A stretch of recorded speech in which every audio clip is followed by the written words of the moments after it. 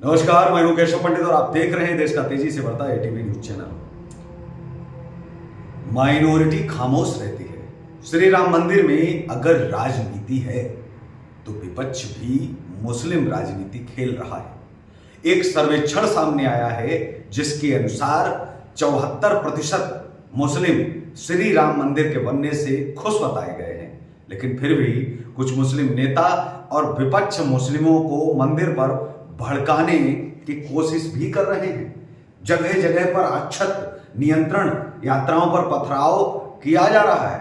ओवैसी तो खुलकर मुस्लिमों को भड़का रहा है, जैसे बाबरी न मिलने से सब कुछ लुट गया, बर्बाद हो गया।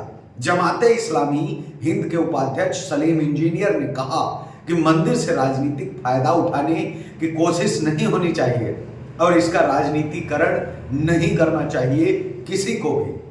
मंदिर के उद्घाटन को स्वतंत्रता दिवस जैसा बताना खतरनाक है और इसे अस्पायरस्टिक नैरेटिव बताया जा रहा है, जिससे देश में धार्मिक आधार पर ध्रुवीकरण किया जा सके।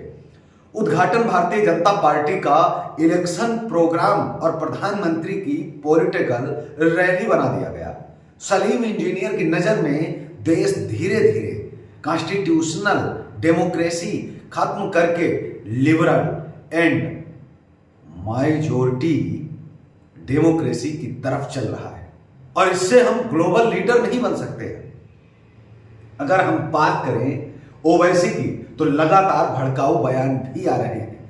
सलीम इंजीनियर को भी विपक्ष की तरह लग रहा है कि मंदिर से भारतीय जनता पार्टी का जो फायदा है वो ज्यादा है और फायदा उठाएगी, इसलिए दो मंदिर के राजनीति न करण किए जाने की वकालत कर रहे हैं। लेकिन सच्चाई तो यह है कि मंदिर का विरोध पिछले 32 साल में मुस्लिम राजनीति को ही दिमाग में रखकर किया गया और आज भी विपक्ष मुस्लिम राजनीति की आड़ में ही इसका विरोध भी कर रहा है। लेकिन आज अनेक इस्लामिक संगठन अड़े हुए हैं कि कांग्रेस और विपक्षी दलों को मंदिर के उद्घाटन में नहीं जाना चाहिए और गए तो उन्हें समर्थन नहीं देंगे।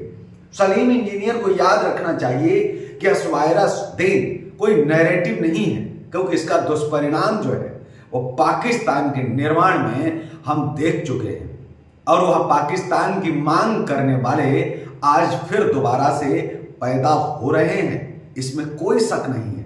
देश को इस बात को स्वीकार करने में गुरेज ही नहीं होना चाहिए।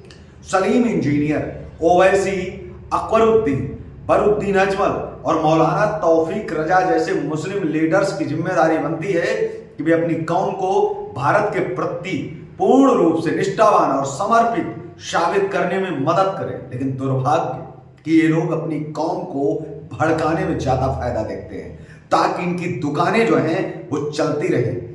सर्वेक्षण में 74% मुस्लिमों को मंदिर से खुश होना बताया जाना बड़ी बात है, लेकिन सच्चाई तो ये है कि हर देश में माइनॉरिटी फसाद करती है, क्योंकि माइनॉरिटी खामोश रहती है। इस बात को ठीक समझने की जरूरत है कि अल्पसंख्यक समुदाय के कुछ लोग माइनॉरिटी ही फसाद की जड़ है। समुदाय के माइनॉरिटी लोग उन्हें कुछ कहने की हिम्मत ही नहीं कर पाते। अल्पसंख्यकों की माइनॉरिटी चुप रहती है और अपनी ही माइनॉरिटी की आवाज में आवाज मिला लेती है। ऐसा हर बार हुआ है और हर देश में होता है। कश्मीर के नरसंहार में भी तो यही देखने को मिला कि कश्मीर में जो हुआ वो पूरी दुनिया ने देखा। अल्पसंख्यक कौम के लोग भड़काए में आते हैं, इसलिए ही तो सरकार से सब कुछ लेने के बाद भी मोदी को गाली दे रहे हैं। नहीं तो मजाल है कि कोई गाली दे। जमाते इस्लामी हिंद हो या कोई संगठन, उसे मंदिर पर राजनीति का आरोप लगाने से पहले यह खास ख्याल रखना होगा कि मुस्लिम राजनीति ही मंदिर की जड़ में, वरना ये आपताई कि मंदिर तोड़कर बना देना ये हिंदुओं से ज्यादा किसी ने सीखा है क्या। तो आज के इस कार्यक्रम में बस इतना ही। हमें दीजिए इजाजत, नमस्कार और आप देखते रहिए देश का तेजी से बढ़ता एटीवी न्यूज चैनल। हम जल्द फिर हाजिर होंगे आपके लिए एक नई स्क्रिप्ट के साथ और एक नई कहानी के साथ, और सावधान करने हम अवश्य आएंगे, क्योंकि हमारा मकसद आपको डराना नहीं, सावधान करना है। जय हिंद, वंदे मातरम।